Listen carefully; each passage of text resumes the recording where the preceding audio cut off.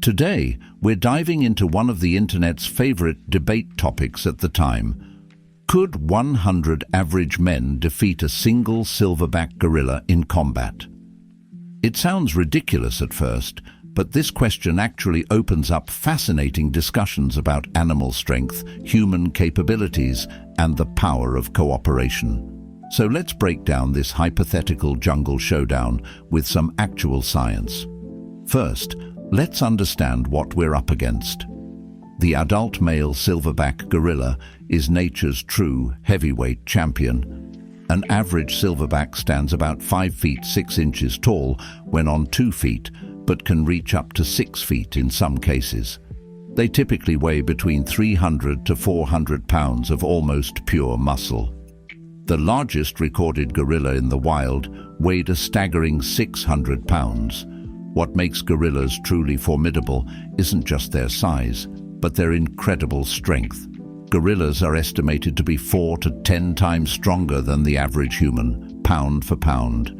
Their arm muscles alone are powerful enough to deadlift an estimated 1,800 pounds. For reference, the human world record for deadlifting is just over 1,100 pounds, achieved by highly trained specialists. This strength comes from several evolutionary adaptations. Their muscle fibers are denser and more powerful than human muscles. Their nervous system can recruit more muscle fibers simultaneously. Their skeletal structure provides better leverage for certain movements. Their tendons attach to bones farther from joints, creating superior mechanical advantage. Beyond raw strength, silverbacks have natural weapons that would make any human envious. Their canine teeth are about 2 inches long, twice the size of human canines. Their bite force exceeds 1,300 pounds per square inch, enough to crush bamboo and strip bark from trees. Their massive hands can easily grab and control a human opponent. Their thick skin and dense bone structure provide natural armor against blunt force. Perhaps most importantly, gorillas are surprisingly fast and agile despite their bulk.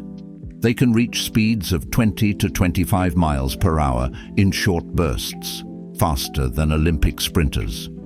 And those videos you've seen of gorillas moving calmly and deliberately, that's their choice. When threatened, their movements become explosive and unpredictable. Now, let's meet the challengers. 100 average adult human males. What exactly is an average man? Globally, the average adult male stands about 5 feet 7 inches tall, weighs approximately 155 to 170 pounds, can deadlift around 155 pounds without training, can run at top speeds of 15 to 20 miles per hour, but only briefly, and has very limited fighting experience or combat training. Unlike our gorilla, most modern humans aren't exactly built for combat. Thousands of years of civilization have reduced our need for physical confrontation, and most men today have never been in a serious fight. However, humans do have some advantages: superior endurance, better fine motor control, the ability to use complex tactics and coordination, the capacity to adapt strategies mid-battle, and most importantly, numbers. With 100 individuals, the humans could potentially attack from multiple angles simultaneously, create distractions while others target vulnerable areas, rotate fighters to prevent fatigue, and sacrifice some members to secure advantages for others. But there's a critical question to consider. Would these average men actually work together effectively, or would fear and self-preservation instincts take over? Studies in emergency psychology suggest that without prior training or clear leadership, large groups often become less effective, not more, in high-stress situations. Let's examine 3 possible ways this confrontation might play out. Scenario 1. The stampede approach. If all 100 men simply rushed the gorilla at once, the outcome would likely be catastrophic for the humans. The gorilla's instinctive response to being swarmed would be explosive violence. With a single swipe, It could incapacitate multiple attackers. The front lines would immediately become casualties, creating obstacles for those behind them. The average human can exert about 135 pounds of force with a punch. Even if 10 men manage to land blows simultaneously, that's still less force than a gorilla can generate with a single arm movement. The stampede approach would quickly devolve into chaos, with the humans likely breaking ranks after seeing the first few casualties. Scenario 2. The strategic circle. A more tactical approach would be forming a complete circle around the gorilla, closing in gradually while maintaining formation.